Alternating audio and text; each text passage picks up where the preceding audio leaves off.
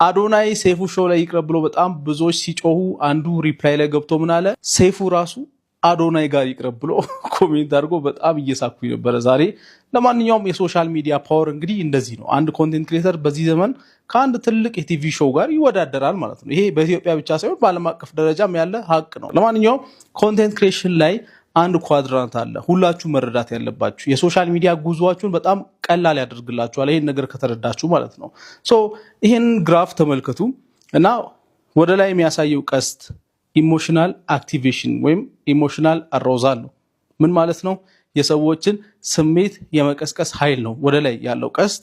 ወደ ጎን ያለው ቀስት ደግሞ ፕሮዳክሽን ኢፈርት ወይም ኮስት፣ ያንን ቪዲዮ ለመቅረጽ የሚያስፈልገው የፕሮዳክሽን ወጪ ማለት ነው። ባጭሩ የሚያስፈልጋችሁ ካሜራ ኤዲቲንግ ምናምን እሱ ነው የሚያካትተው።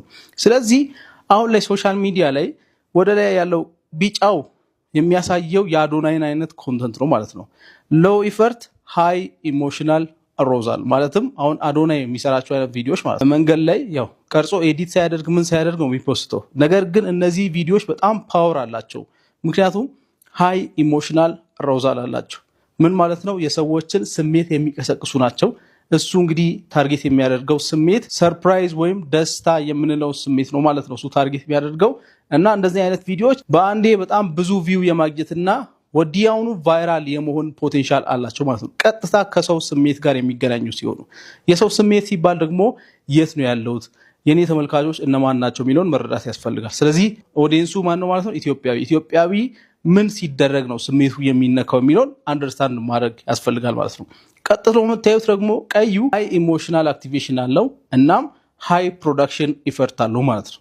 እንደዚህ አይነት ቪዲዮዎችን ለመስራት በጣም ከባድ ነው። ነገር ግን ከተሳካላችሁ ወጪ አውጥታችሁ በሚገርም ዕቃ ቀርጻችሁ እናም ደግሞ ኢሞሽናል ኮምፖነንቱም ሃይ የሚሆን ከሆነ በጣም ታርጌታችሁ የመምታት አቅም ይኖራችኋል ማለት ነው። ግን ያንን ማድረግ ግዴታ አይደለም ማለት ነው። ሶሻል ሚዲያ ላይ ሰዎች ሞር ፎከስ የሚያደርጉት ኢሞሽን ላይ ነው እንጂ አንተ የቀረስከው በ4K በፉል ኤችዲ በ120 ፍሬም ፐር ሰከንድ በሶኒ ካሜራ ማንም ኬር የሚያደርግ የለም በዚህ ዘመን። አሁን ትልልቅ ድርጅቶች ሳይቀሩ ሶሻል ሚዲያ ላይ ሲመጡ አንድ የተቸገረ በችግሩ ምክንያት የታወቀ ሰው ሲያሳድዱ ነው የሚሉት። ስልክ ቁጥሩን የት ነው የሚገኘው? ከዛ አምጥተው እንግዲህ የፎሎወር ቻሌንጅ ይሉታል። እንደዚህ አይነት ፎሎወር አስገኝልኝ ይህን ያክል ብር እሰጥሃለሁ እና ሰርፕራይዝ ያደርጉታል በትንሽ ገንዘብ ምናምን እና ለድርጅቱ ማስታወቂያ ለመስራት የተቸገረ ሰው ነው የሚፈልጉት። እስቲ ዝም ብሎ አንድ ራንደም መንገደኛ የተቸገረ ሰው ሄደው እዛ ድርጅት ሄዶ እርዱኝ ምናምን ቢላቸው አይሰሙትም ባጭሩ። ይሄ የሶሻል ሚዲያው ሪያሊቲ ነው። ስለዚህ እንደዚህ አይነት ቪዲዮዎች ሞር ኢሞሽናል ኮምፖነንቱ ላይ ታርጌት የሚያደርጉ ናቸው ማለት ነው። ከታች ያሉትን አረንጓዴዎቹን ኳድራንቶች ደግሞ ላስረዳችሁ።